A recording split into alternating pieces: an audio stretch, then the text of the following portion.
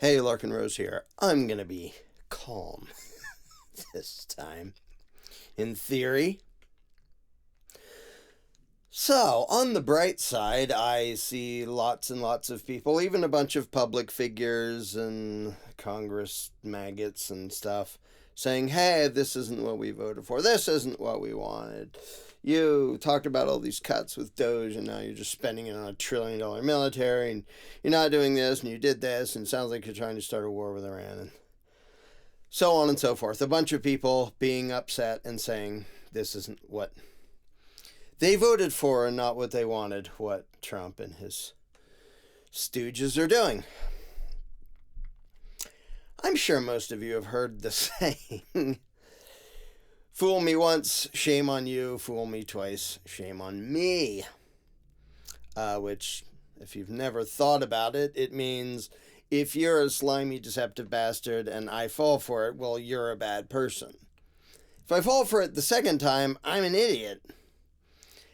And with all these people saying, hey, we didn't want this, and we're outraged and we're offended, almost all of them, maybe all of them are talking. I haven't seen an exception yet. If I think of one, I'll let you know. If you can think of one, post it in the comments. All of them talk about being betrayed by Trump. Talk about, how could you do this? We did the right thing by voting you into power. Then you did the wrong thing by betraying us and not doing this and covering that up and not doing this and saying you were going to do that and then turning around and doing this. You're so horrible, Mr. Trump. How could you do these things? How could you betray us? You better change your ways or we're going to do nothing, because they can't do anything now anyway. I'm going to calmly say, if you're saying that, having voted for Trump, you're kind of full of shit. No, he didn't change at all. He never even pretended to be pro-freedom in any convincing way. You fell for a ridiculous lie, and you fell for a ridiculous lie twice, and now you want to blame him. You basically handed the keys to your house to some random person in the street, and then, hey, they broke in and stole my stuff. Okay, the first time, shame on them. The second time, you're a moron. I mean, shame on you. And the complete lack of responsibility, the complete refusal to accept any blame for what's actually happening, the damage actually happening to real people, whether you're talking about damage as in people being blown up on the other side of the world, or the financial damage happening to tons of people in this country and elsewhere as a result of Trump being an ignoramus, power-happy jackass. Like, that's real damage done as a result of something that you did. Now, you can say, well, I didn't do that. I put him into power thinking he was going to... Well, okay, there's two things there. There's what you hoped he would do, which was delusional and stupid.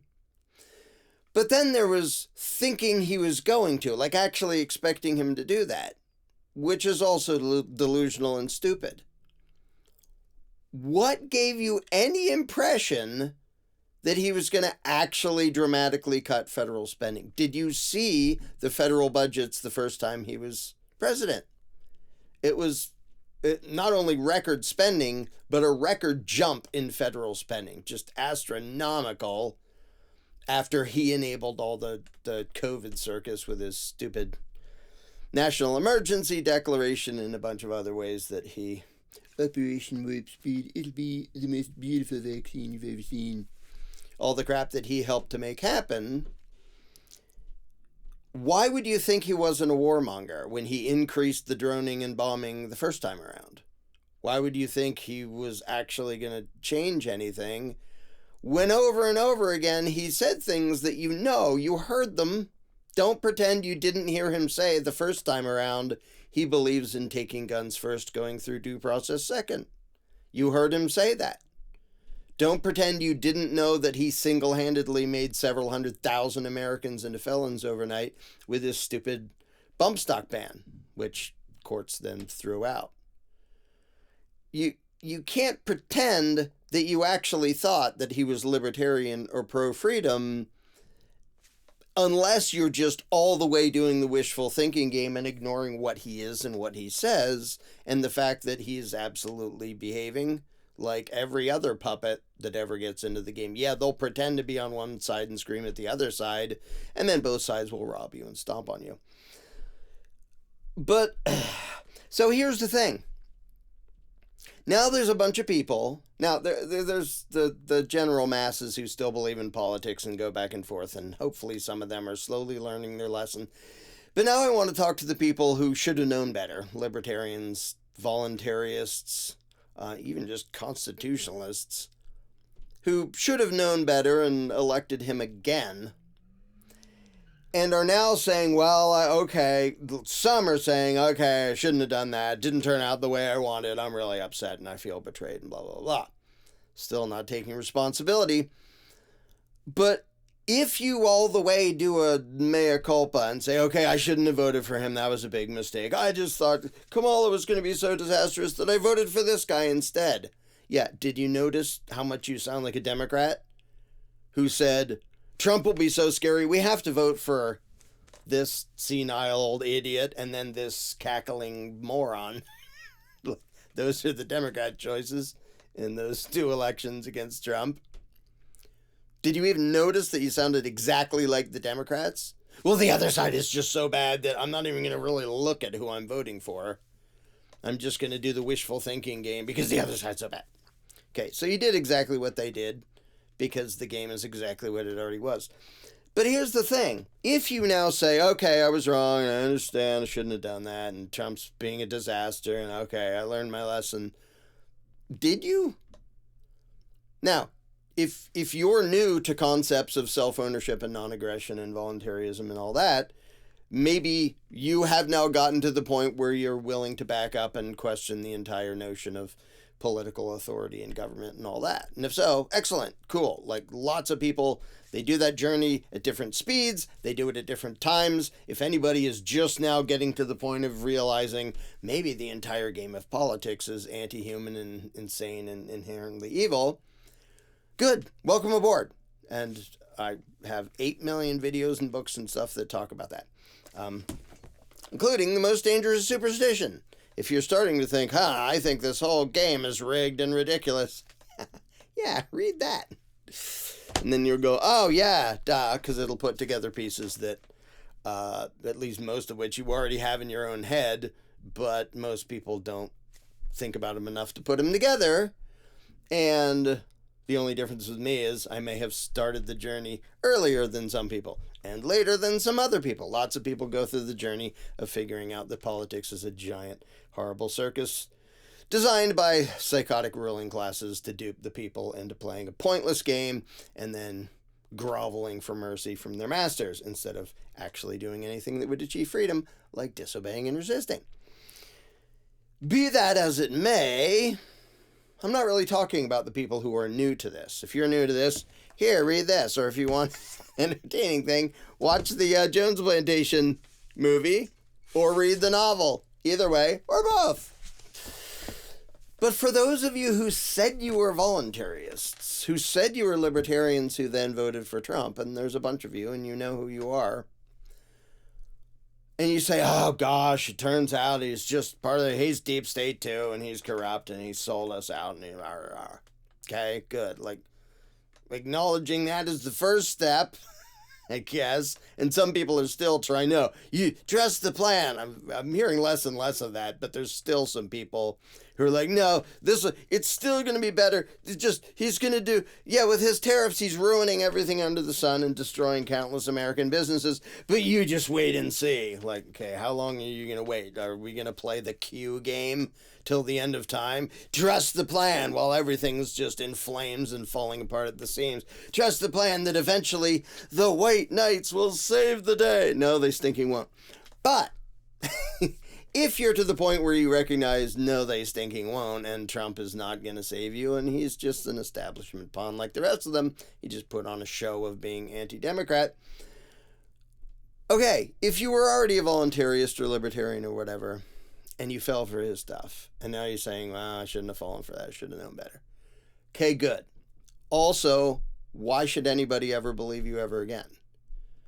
Trump wasn't even a good propagandist. I've said this a number of times, and I'm not kidding. If I didn't have a soul and they gave me billions of dollars, I could have put up a candidate to have almost all conservatives and most Democrats and all libertarians, capital L libertarians, cheering till they pass out for this new great candidate. Because I could write way better rhetoric, way more convincing political BS. It would still be BS. It would still be authoritarianism, but it would be designed to dupe people the way actually coherent, competent tyrants do. Now, competent tyrant isn't really much of a compliment. Like, they're evil. Like, Obama was a slick, lying, absolute corrupt scumbag, but he was good at sounding, first of all, sounding like he's educated. Second of all, sounding like he really cares. He didn't. He's a warmonger, power-happy crook like the rest of them. But he was the last one who was really good at putting on a show. If they, like I said, if I didn't have a soul and they paid me to do it, I could absolutely write speeches for a candidate who almost all the Republicans and almost all the Democrats would fall for, and a bunch of political libertarians would fall for. I could absolutely do that. I'm tempted to someday write a speech to demonstrate. Oh, I did a video, a very short, just sort of off-the-cuff version of that a while ago. But here's the thing. If you fell for Trump and his crappy message that barely pretended to be pro-freedom, it was just so transparently stupid and authoritarian. If you claim to be pro-freedom and then you fell for that, and now you're like, oh, golly, I was wrong, I shouldn't have voted for that. Turns out he's just as much a blah, blah, blah. Why should I expect you to have learned your lesson this time when you didn't last time or the time before? If some actually slick BS spewer comes along and sounds like, yeah, he's really going to cut government and restore our Second Amendment rights, you're going to fall for it.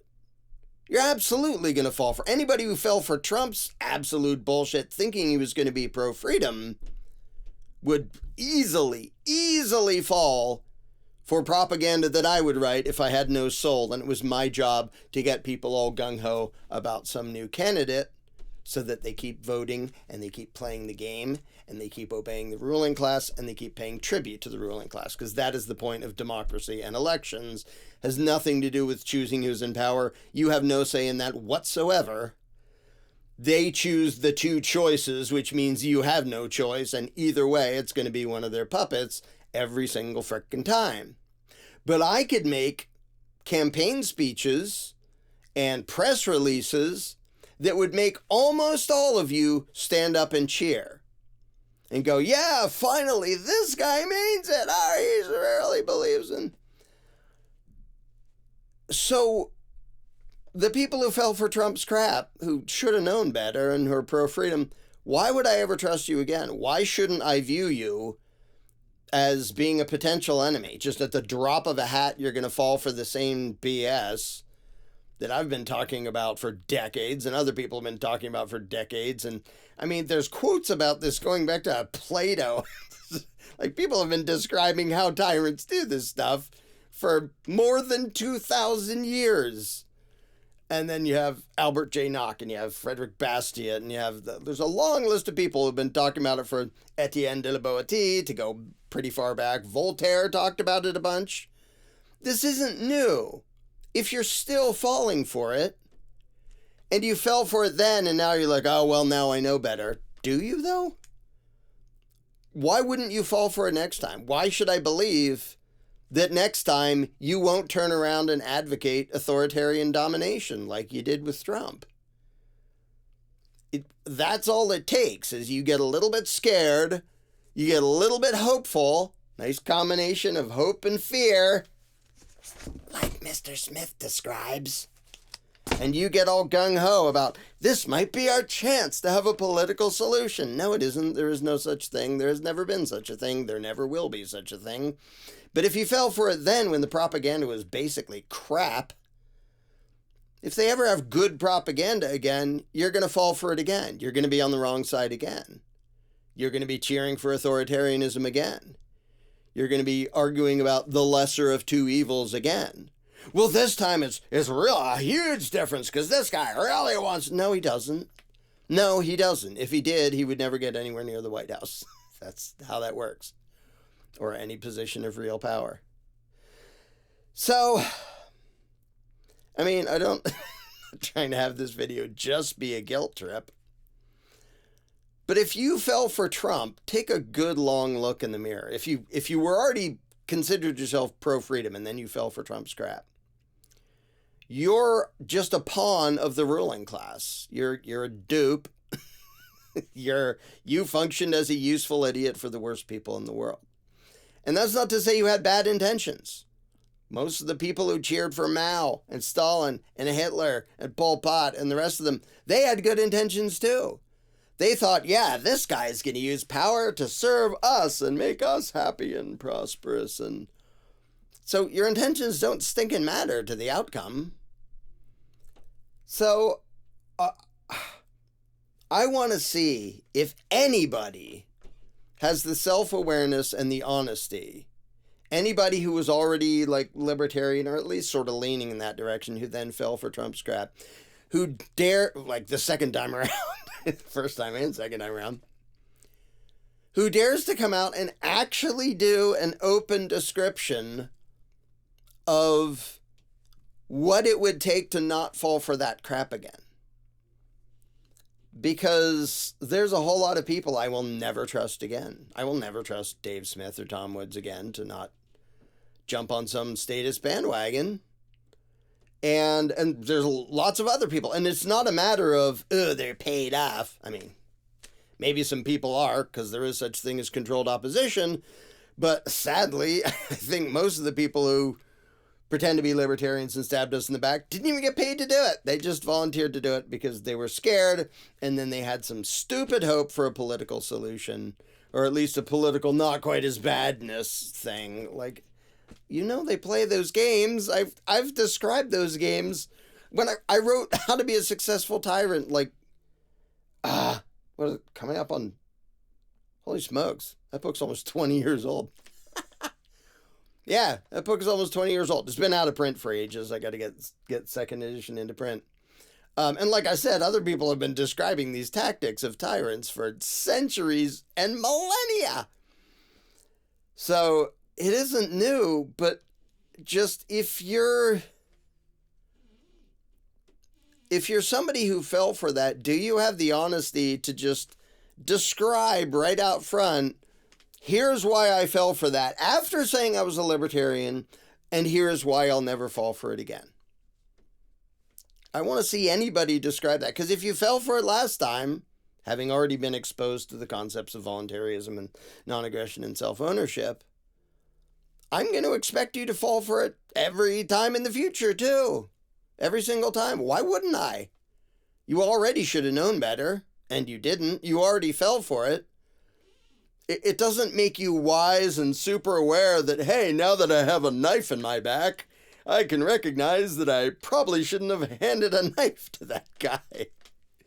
Well, yeah, no kidding. Now that Trump obviously is stabbing you in the back and doing the opposite of a bunch of things, he said he was going to be anti-war, and said he was going to cut federal spending, and said he was, yeah, you're an idiot if you believed any of that.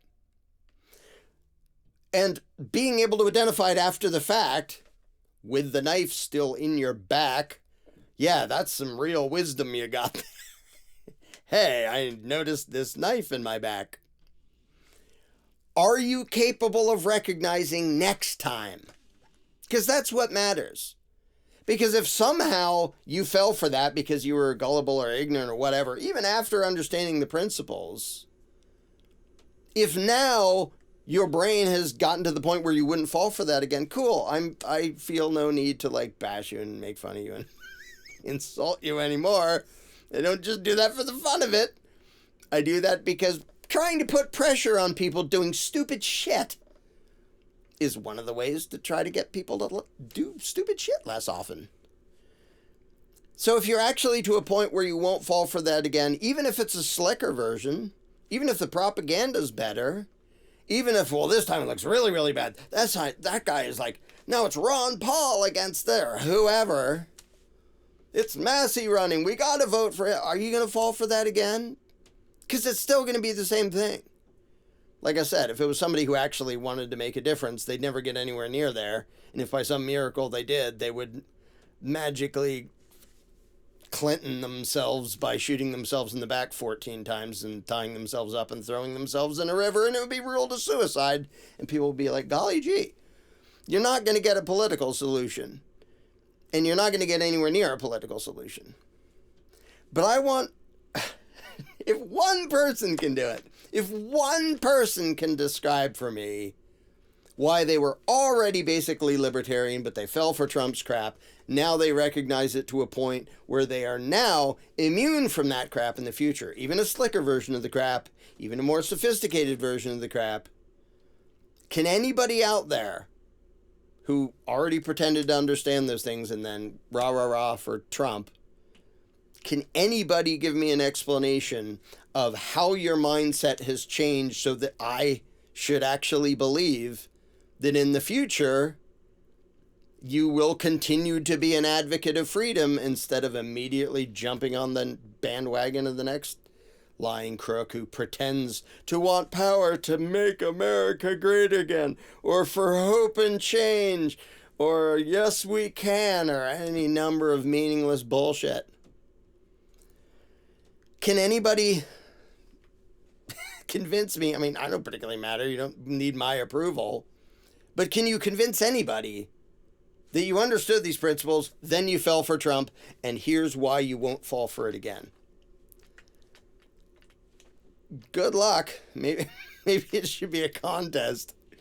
Like whoever writes the best version. Well, I'm not sure you'd even want the prize. I was going to say I'll send like free copies of The Most Dangerous Superstition, like a few of them, to whoever writes the best description of why they were already pro-freedom, they fell for the Trump bullshit, but they're never falling for it ever again because right now my expectations are everybody who fell for that will fall for it again. And it's just the Republican version of what the Democrats did with the COVID circus. It's like you fell for the most idiotic fear-mongering based on nothing. This is scientific nonsense that from the beginning, you don't even have to be a scientist. If you understood anything and you were paying attention from the beginning, you would quickly be really suspicious of the numbers and the fatality rates that they lied about and the stupid mask things that they lied about and the social distancing that they lied about and shutting things down that they lied about. Everything they lied about. But you got to watch mostly lots and lots and lots of Democrats fall for ridiculous fear-mongering, and so like basically victimize themselves, help the ruling class to victimize themselves over and over and over again, and most of them had still never admitted they made a mistake. Well, all the Republicans and conservatives and libertarians who just supported Trump just did the same thing. You fell for bullshit, you victimized yourself, you helped the ruling class to victimize you, and most of you still are like, oh, that was horrible what they did to me. But what about what you did to you? And what you did to other people? Like Democrats complaining, oh, they lied to us about this. Hey, weren't you one of the people who were condemning anybody who wouldn't wear a stupid frickin' mask? Or wouldn't hide in their house? Like, you helped do that, remember? Or are you just pretending you didn't? Same thing with Trumpites. You cheered this twit into office. You said, oh, he's not going to do that. He's not going to, no new wars, and he's going to cut taxes, and he's going to cut spending, and blah, blah, blah. And a bunch of us were saying, no, he's not. He's just going to continue what he did the first time around. So I want to see if anybody, here's an open challenge. You can email me, larken@larkenrose.com.